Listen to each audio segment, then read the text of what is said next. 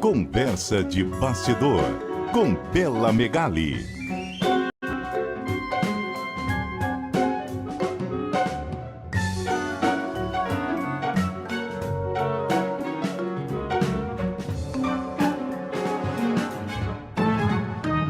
Oi, Bela, boa noite, tudo bem?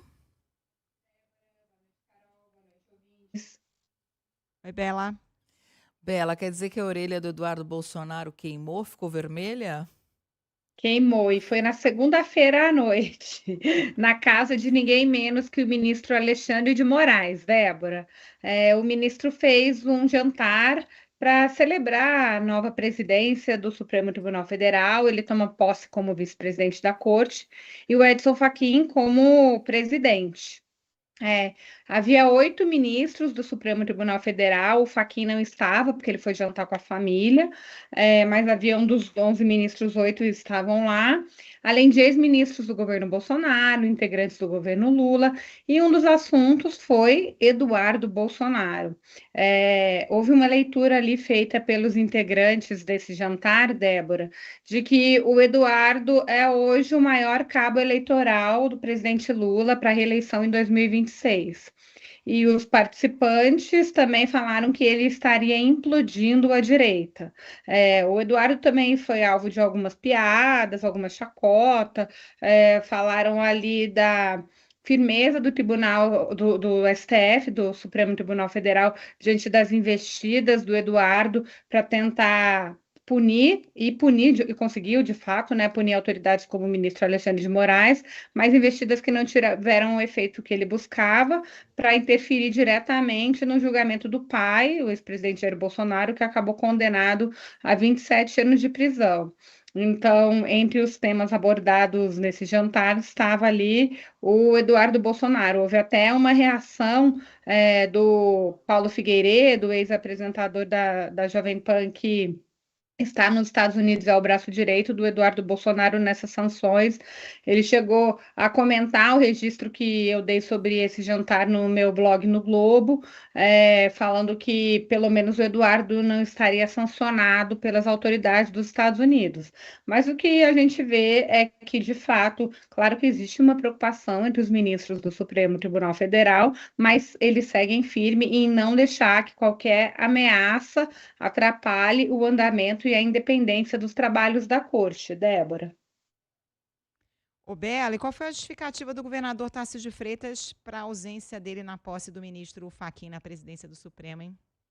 Carol, o Tarcísio está muito irritado com a pecha de radical que tem se colocado ali sobre ele, desde que ele de fato radicalizou o discurso contra o Supremo Tribunal Federal. Vamos lembrar que no 7 de setembro ele chamou o ministro Alexandre de Moraes de tirano, e agora, inclusive, chegou a ser alvo de críticas de governadores de direita que estavam presentes na posse por ele não ter ido a essa cerimônia de posse do Fachin como presidente e do Moraes como vice.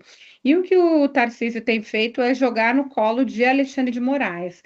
Ele fala que só não, para aliados, ele falou que só não esteve presente nessa posse porque o ministro Alexandre autorizou que ele visitasse Bolsonaro apenas na segunda-feira, dia 29. Ele falou que tinha compromissos em São Paulo pela manhã, então chegou na casa do Bolsonaro e em Brasília por volta das 2 horas, ficou lá até às 6 horas e não conseguiu ir na posse do Fachin, que era em torno das 16 horas.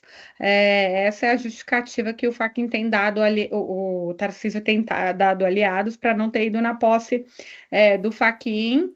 Ele fala que isso não significa uma mudança de gesto em relação ao Supremo. O governador de São Paulo, que tinha de fato muito diálogo com uma série de ministros do Supremo Tribunal Federal, inclusive Alexandre de Moraes.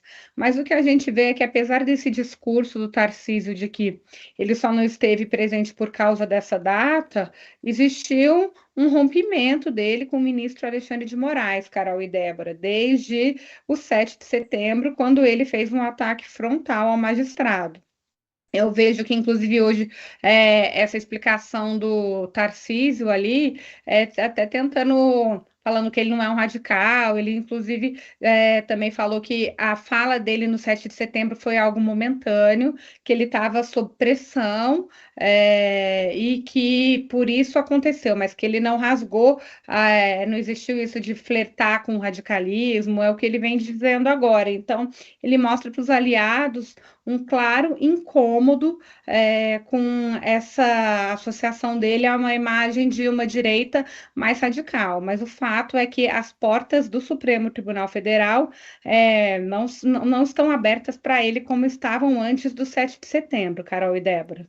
Bom, no fim veio a calhar, né, a visita ao ex-presidente ter sido agendada para a mesma data. Mas agora você acha que o Tarcísio deve tentar retomar essas pontes? Com Alexandre de Moraes, acho que fica bem difícil, né? Mas com os demais ministros, ele teria espaço para isso?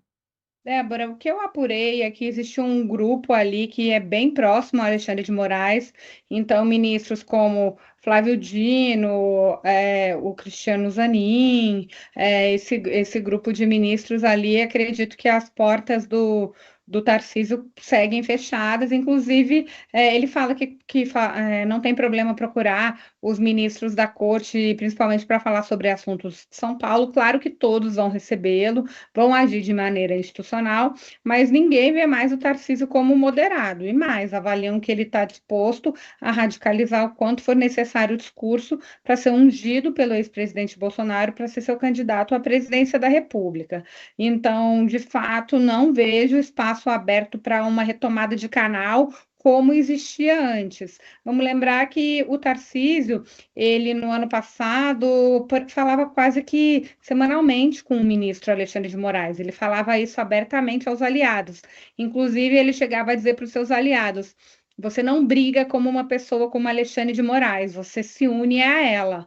Era essa a tônica da relação de Tarcísio e Alexandre de Moraes. E o que a gente vê um ano depois é que existiu um rompimento claro. O ministro não gostou nada do discurso radical adotado pelo Tarcísio no 7 de setembro, avalia que existiu e existe uma pressão sobre ele para se radicalizar por causa da eleição de 2026, mas isso fez com que as portas do Supremo Tribunal Federal fossem fechadas não só com o ministro Alexandre de Moraes, mas também com uma ala significativa da corte, que faz um combate frontal ali aos ataques ao Supremo Tribunal Federal, ainda mais em meio a essas investidas dos Estados Unidos, capitaneadas pelo Eduardo Bolsonaro. O mesmo Eduardo Bolsonaro que também abre tiroteio ali, né, o fogo direto contra Tarcísio de Freitas. Obrigada, Bela. Beijo, até semana que vem. Obrigada a você, Débora, Carol, aos ouvintes, e até a próxima semana. Beijo, Bela.